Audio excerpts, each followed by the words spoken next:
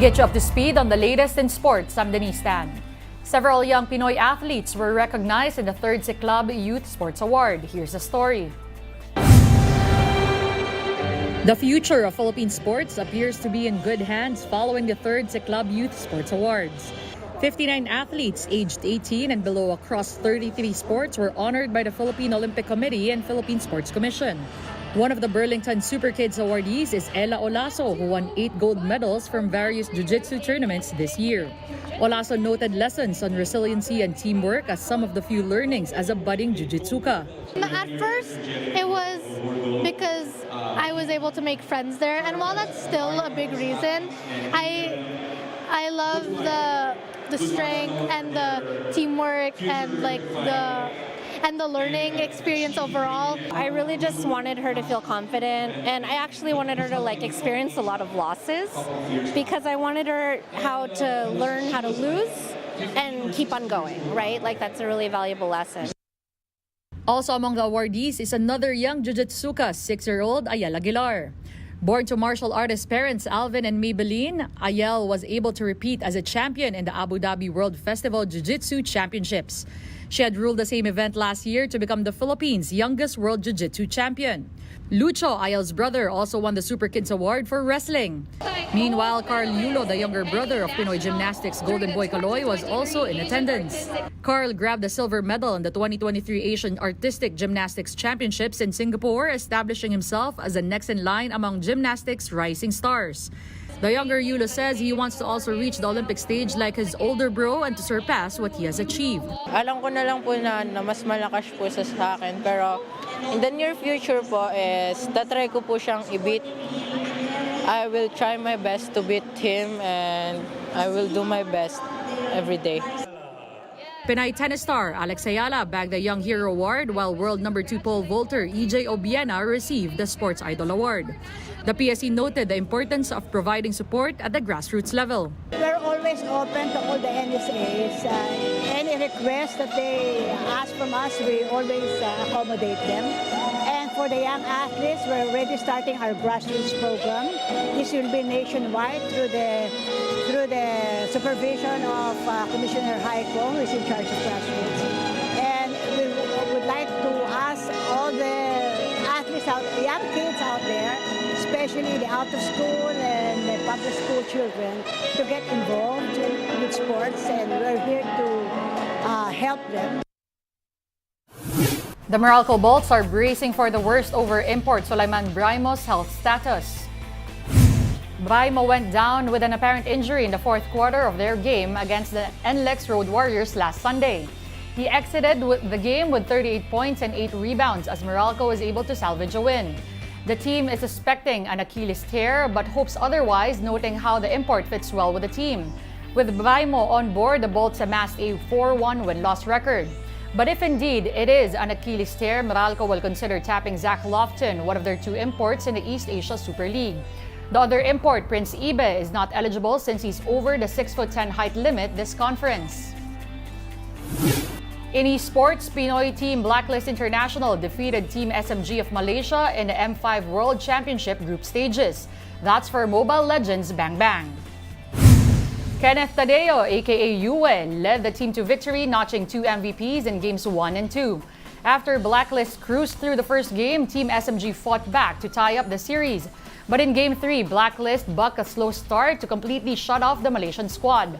The win puts Blacklist at the top of Group B with a 2-0 record. Behind them is Turquía's Fireflux Esports, which they will face on Thursday, December 7. It's the last day of eliminations in the PVL All-Filipino Conference, and game day, as usual, features a triple header. The Signal HD Spikers look to secure the last semifinal spot as they take on the Jerflor Defenders. The Defenders are the only winless team in the league this conference, losing all 10 of their assignments so far. Next at 4 p.m., the Creamline Cool Smashers look to complete a sweep of the LMs against the Galleries Tower High-Risers. At 6 p.m., the PLDT High-Speed Hitters and Petrogas Angels face off in a game that will be non-bearing if Signal wins the first game. Catch those games live on One Sports, One Sports Plus, and the Pilipinas Live app.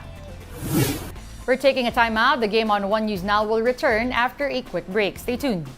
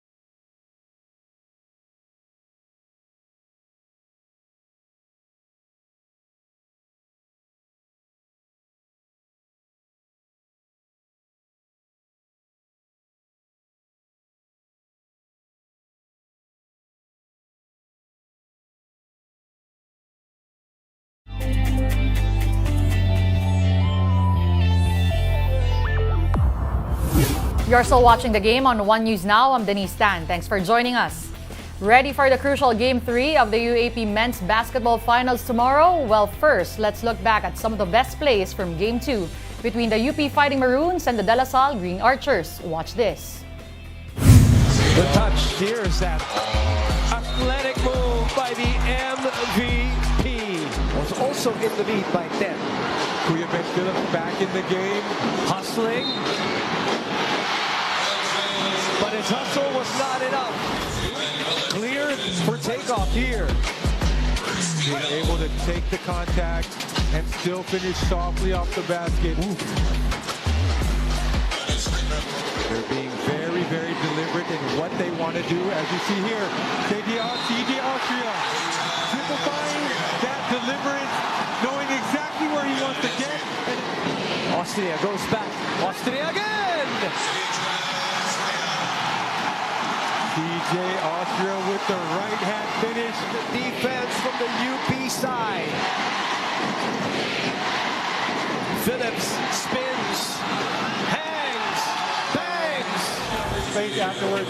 Well, first this screen right here. And after this foul, you see Malik Diouf motioning over to Harold Alarcon. I can't hear you. Let me know when the screen is. To Mike. Mike gets the brush from KQ. Smackdown time. On that play, you see the crunch screen by KQ leading to the smackdown by Mike Phillips. David, the spray, Austria, and KQ sticks it back. The touch, here's that athletic move by the MVP.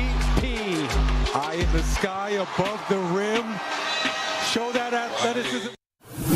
Organizers say there's no plan B for the opening ceremony of the Paris Olympics next year. That's what French Sports Minister Emilio Di Costera said after a man armed with a knife and hammer killed a Filipino-German tourist and injured two others. What they have, though, is a master plan with several sub-plans.